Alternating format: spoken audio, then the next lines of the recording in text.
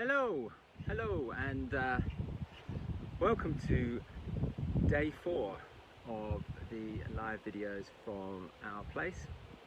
And today I thought we'd maybe talk about trees and shrubs, and different trees and shrubs and how we might look after them. So I'm going to turn you round, which is somewhere here, not sure where.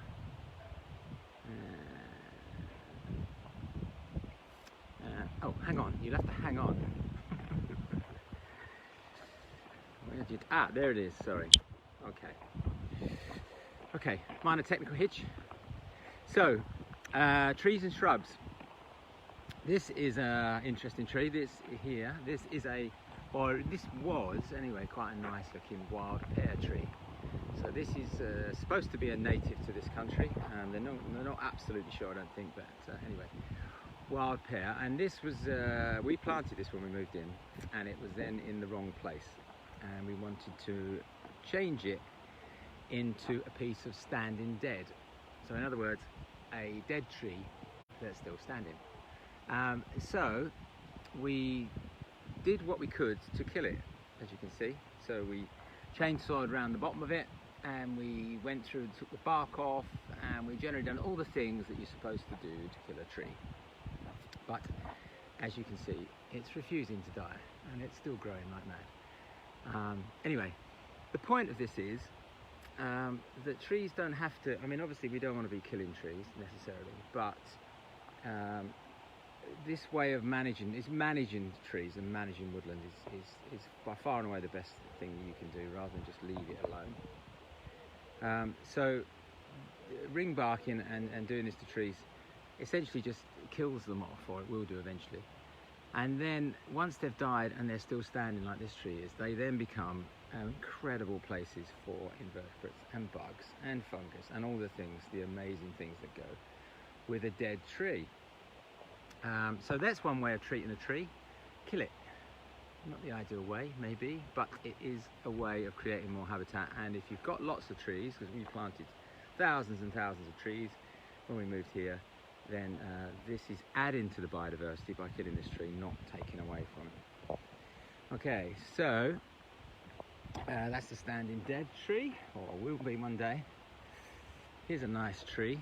This is a mulberry. I don't know whether you guys have got this on your in truss links. Have you got mulberry tree? Have you got mulberry tree in truss links? I don't know. Anyway, they're great. And mulberries, I don't know whether anyone's had mulberries, because they don't sell them in shops much because they're messy as hell. Mulberries taste amazing. So if you get a chance to put a mulberry tree in, they're really cool. This is another tree we planted. This is an English oak, which is doing really well, and is a great place to put a washing line on. So this is an oak tree with a washing line connected to a wild service tree. So let's go and have a look at wild service tree. So wild service trees are, when they occur naturally, they are an indicator of ancient woodland, because they don't spread very easily, and they tend to occur in ancient woodland. And they used to be called checkers, and this is often where the pub name Checkers comes from. And they're a really great tree, and they get to about, well, they can get pretty big, maybe 15 meters or so, 20 meters, and they have great flowers in the spring, and you can just about make out berries in the autumn. These are kind of brown berries. But the other thing they do in the autumn time is the leaves go a wicked colour, like a really bright red. So that's a great tree. So I've got a service tree and an oak tree connected by a washing line. Happy days. Here's another good tree. This is crabapple. So you probably know crabapple. It's a very common tree in the wild, and it's underplanted, I think, in our gardens. You know, people don't use it very much. They use the cultivars, but not the wild ones so much. It gets a little bit unruly, as you can see, but you can soon prune them. And you get the brilliant blossom, and then the birds totally love the crab apples, and you can make jelly with them if you like. Okay, so we're going to wander down the little woodland that we planted when we moved in here. So there was none of this when we moved in. So we can just go through what's here. So this is wild plum, which would be kind of damson, green gage. I don't know, I always get a bit confused about these things. They sort of, they morph into or any of those names. But essentially it's a wild plum. Now that's quite an aggressive tree, and it suckers readily. So if you plant it in your garden, you're going to get a lot of suckering along the base, which sometimes can be a bit of an issue. Here's a nice dog rose, really common classic Essex shrub. Bit more wild plum, and you can see it looks like a plum, can't you? You see how red the stem is, so it looks like the plums that you buy, but it doesn't produce the plums that we see that are cultivated. But if you get lucky, and the thing is with wild stuff like this, they vary such a lot. So if you get lucky, you get brilliant green gages that taste fantastic. But a lot of the time, oh, here's some coming now. Can you see them? Let them come in. So sometimes they taste great, and then you go to the next tree along and they'll taste terrible. So it's just a matter of luck. What cultivation does, obviously, is takes that element of luck away, so you're guaranteed to get good plums. Thank you, Annette. I like a wild service too. What a great tree they are. Okay, so here's a nice shrub. I don't know if anyone can guess what this is, but this is a great little shrub for a garden. This is common buckthorn, and it's a bit spiny, and it produces berries, blackberries in the winter. But the main thing about this tree, apart from the fact it just is a great little shrub, is that it is the food plant for brimstone butterflies. So brimstone butterflies only lay their eggs on buckthorn. Now this is one buckthorn, this is common buckthorn, and we've also got older buckthorn here, which is another one, and the brimstone lays on both. But we'll find that, we'll come across that soon, I reckon. So Hawthorn, underrated tree, totally underrated tree. In fact, if you grow it as a tree rather than a hedge plant, grow it individually on its own, give it a bit of space if you can, and it's a brilliant tree. It's totally underrated as a tree. It only ever tends to be used in hedges. Here's a nice shrub. So this is spindle. So you can just about see the fruits. Can you see the fruits coming? So they go a wicked pink in the autumn. And spindles are another sort of classic native shrub, and again one that tends to be associated with older woodland. Really nice shrub. What else we got? We've got field maple. Okay, so this is our native maple tree, and it's a really tough as old boots tree. So if you've got a piece of ground, or you're trying to grow a hedge in somewhere that's dry or is difficult to grow in, I can't ever think of ever losing a field maple when we've planted them. They're really, really tough, and they go a wicked yellow in the autumn. And again, you can grow these as a tree. They make a great tree if you give them space and you get a single stem. But mostly you see these in hedgerows, don't you? So they're mostly in a hedge mixed in with hawthorn. Okay, so just give me a sec, just going out the gate. Shut gates because of the rabbits. Oh, here's a nice bit of corrugated iron just before we go back to trees. This is a great habitat. So corrugated iron is brilliant for things to warm up on, brilliant for things to live underneath, just all round good egg. And around the corrugated iron you can see there's a verbascum. That's one of our native verbascums, so that's dark mullein. And of course the other classic kind of waste ground brownfield plant is the rosebay willow herb, which is again a totally underrated plant. It's vigorous, I know, but if you put it in amongst other vigorous things like we've done here, it's very easy to look after. So that's a kind of, I'd say that's a classic brownfieldy sort of scene, isn't it? With verbascums, dog rose and rosebay willow herb. Nice. Okay, what's next? So there's some more buckthorn, more crabapple,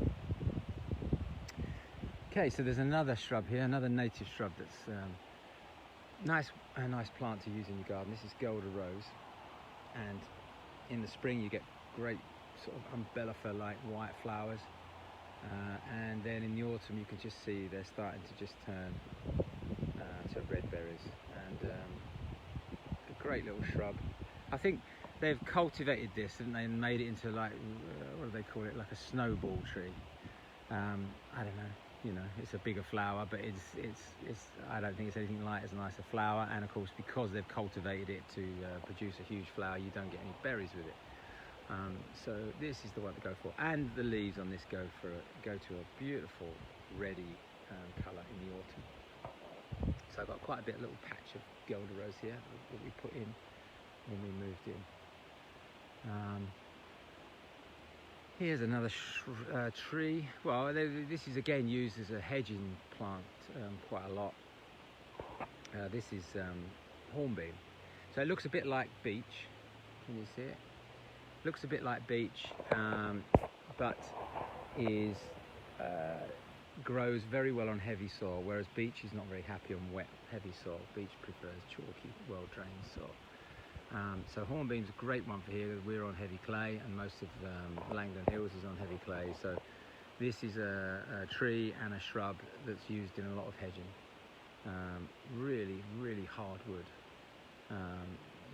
It's tough wood that comes off this thing, and it makes a really nice tree. Because it's just behind it there. You can see that's a hornbeam that we've let grow. Yeah. So that was again we planted and moved in. And this is a wild pear that we didn't try and kill, which is now about, I don't know, it must be 15, nearly 20 meters tall. Okay, so what we got next? So this is Hazel, and Hazel's just been one of them. It's like one of these ancient shrubs that has had a connection to man for centuries, millennia really. Because this is the shrub that is managed usually intensively to produce coppiced stems. So you can see this one, we coppiced this maybe 4 years ago. So it readily produces huge amounts of new stems from the base. And what they used to do, they used to space these things out in woodland to create light. So they had enough light, but they didn't have too much light from the sides, and that used to force good, true, straight stems going straight up.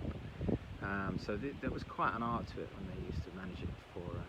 And they used to leave it in there. You make wattle fences out of this. They used to make thatching pegs out of these hazel, and hedge lane to bind in the top.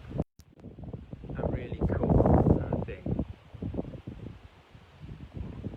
So that's hazel, and here's the hazelnuts. Okay, can you see the hazelnuts? So they're just forming ready for the autumn. Okay, hazel's a great plant. What else we got? Let's have a look.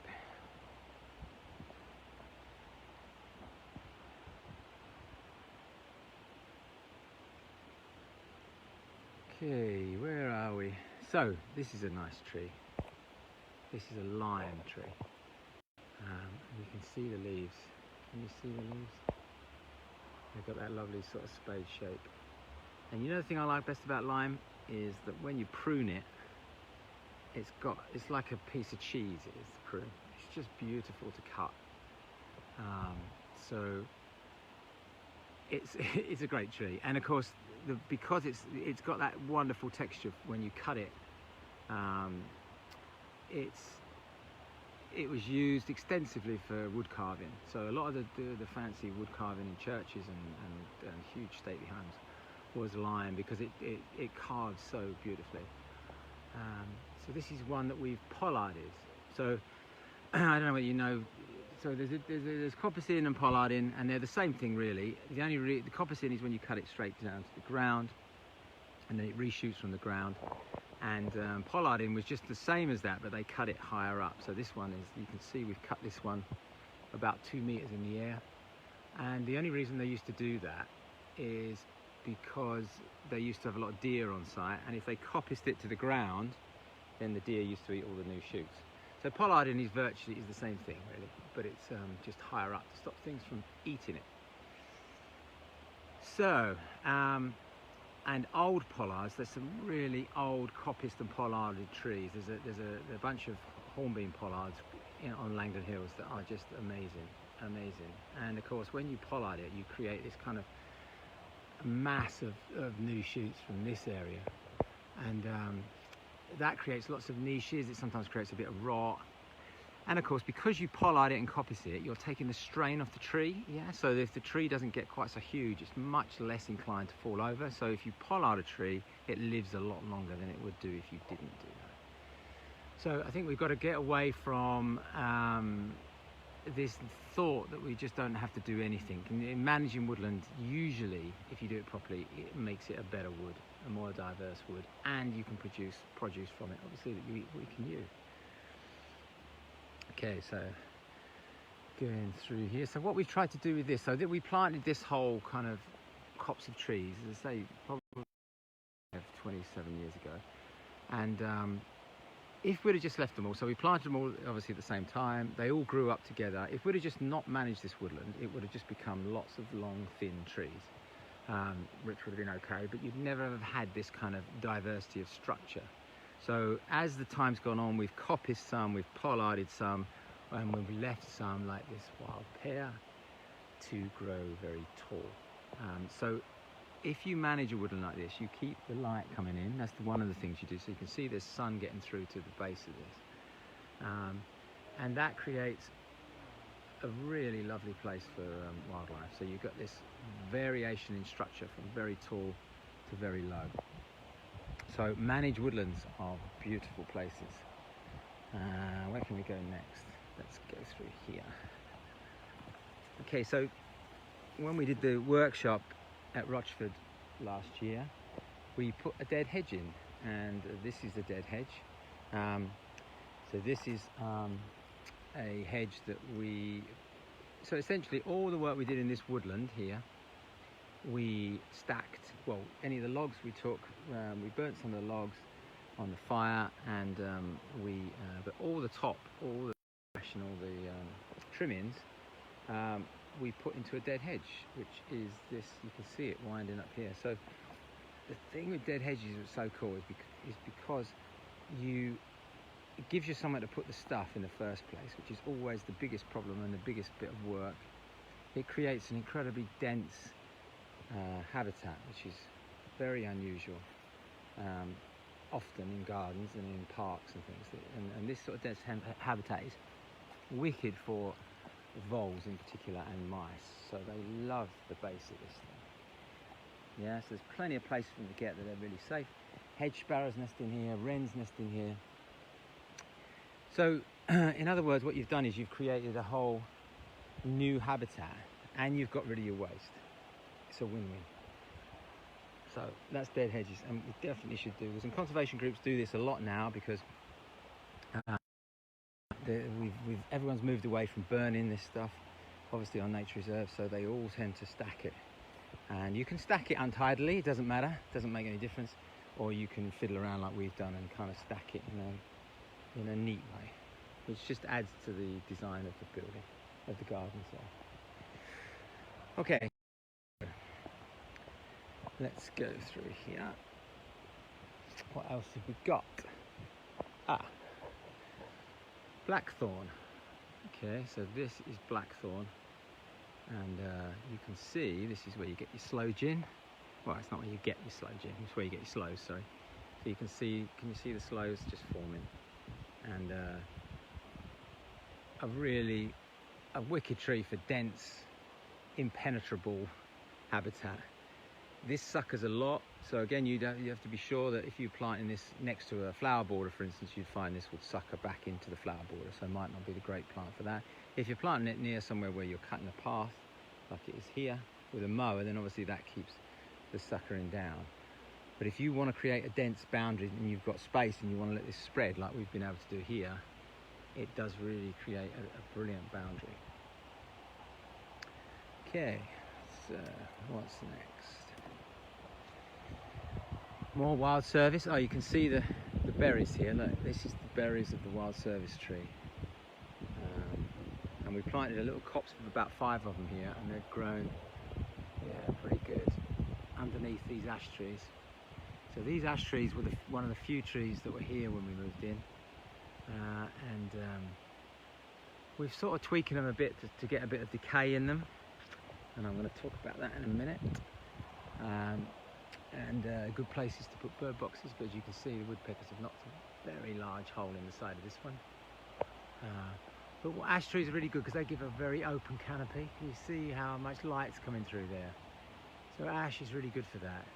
So that often, if you let the ash grow up through and tall, you still get a really good understory because there's so much light coming through. Okay, there's another ash tree. It's one of the few that was here when we moved in. Okay, so we're out in the open again now. And I think maybe we'll go down near the pond and we can check out some willows. So here we are on the way to the pond. And again, we've managed a lot of this, dragonfly just hit me in the head. We've managed a lot of this tree planting by coppicing. So these stems, this is goat willow, which is the one with the amazing catkins. I mean, a lot of willows have got catkins, but these have got incredible ones, brilliant for bees. But it is more of a shrub than a tree, so it tends to crack and fall over if it gets too big. So this one, as you can see, is probably ready to be coppiced back again. And then you can use the stems for all sorts of things because they're lovely and straight. You see how straight they're growing. So goat willow is a really good, seriously good wildlife plant. And there's another goat willow here. That's again been coppiced back. So, and it's nice and easy to coppice willow. They're lovely and soft. They cut easy. You can use a pruning saw on them. Really nice and easy. Okay, so coming around here. Again, look, we've just put, this is a dead hedge, another dead hedge. So this took all the willow when we coppiced the willow. Can you see it? I hope you can see it. So, there's a nice meadow.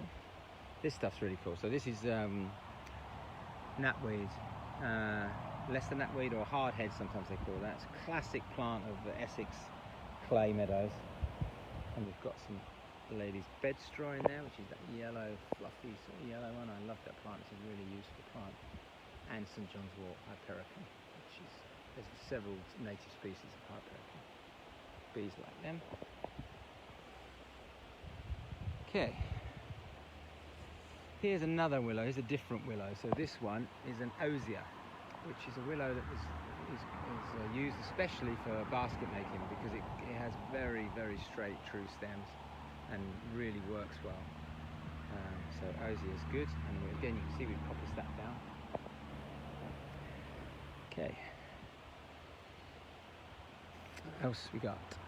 Okay, so this is a black poplar. Now these are relatively rare. They're another classic Essex flood, and they're quite fussy about where the seed germinates. So you don't see too many of these. Not the truly native black poplar. You see lots of poplars that look a bit like this, but they're quite fussy. Their seeds, they only germinate on a floodplain, on a muddy floodplain. So as you can imagine, that restricts their range somewhat, and especially the way we've managed rivers and stuff now. We have many less floodplains now than we used to. Really vigorous tree, and it suckers from the base, it suckers from the trunk, you know, like all poplars tend to do. And you can see we've pollarded this. Can you see? Yeah, you can see. So you see the multitude. So we pollarded this because these trees can get really large, and this is on the north side, the south side of our pond, and I didn't want it to shade out the pond too much. So we'll be pollarding that from time to time, and they pollard really well, and they're traditionally, poplars have been pollarded, and it's a kind of classic willow poplar pollard that you see often on river banks. It's kind of traditional English theme. Okay, there's another willow. This is a grey willow for obvious reasons, so you get this kind of grey sheen to the leaves. again, incredibly vigorous. So there's one we coppiced last year. That's not a grey willow, but it's a goat willow. But you can see that's in the winter last year we coppiced it, and it's now what, 10 feet, and we're only in end of June. So this is probably going to grow 15 feet in a year. Amazingly vigorous, incredible energy these plants have got. Okay, how are we doing for time, guys? Anyone type me the time? Because I can't quite see it on my I can't see it on the phone for some reason. Here's another willow, and we've pollarded this. Well, kind of coppice pollarded. I have to do it just above rabbit height, really. Otherwise, the rabbits eat all the shoots here.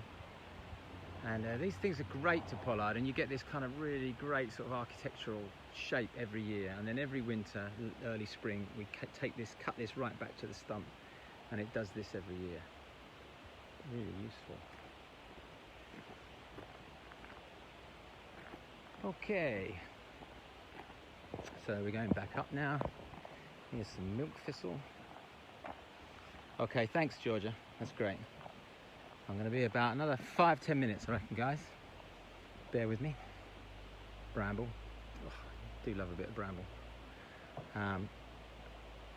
The bramble, if you can kind of get it within, you know, if you manage it, if you've got space, if you've got the space, then it's an incredible shrub. And if you manage it and trim it, you can keep it quite compact. And it's good for every form of wildlife. I mean, literally everything loves bramble. To nest in, to eat, the pollen, the nectar. Okay, so now we're going up towards another willow. Through the paths.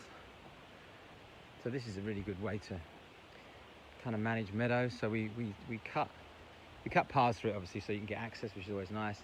And then we cut meadows at different times. So this was cut, the last cut was about mid-March, so it's quite tall. And the last cut on this was about mid-April, late April. And you can see it's much shorter. And if you probably can see there's different species like lady's bedstraw and bird's foot trefoil. These plants love short grassland. So there's bird's foot trefoil, and here is lady's bedstraw. And they are classic plants of short grassland, often rabbit grazed. But if you change your cutting regimes and you cut your grassland at different times, you then create this kind of mosaic of taller. So you can see the difference. Look, you see this meadow here on the left. So that's quite tall, dominated by upside daisy. And then if you go to the right, this one's always cut a bit later. And this has got that wonderful yellow agrimony. This plant, this yellow spikes, that's called agrimony. And you can see much shorter and completely different mix of species, really, to the other meadow that's managed differently. Okay. Back up. More bird's foot trefoil.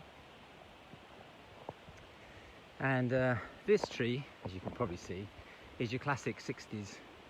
Everyone planted these in the 1960s, didn't they? My mum and dad did. And when we moved in, this one was here. Now, as people who know me will realise, I am not a big fan of weeping willows. In fact, I particularly dislike them.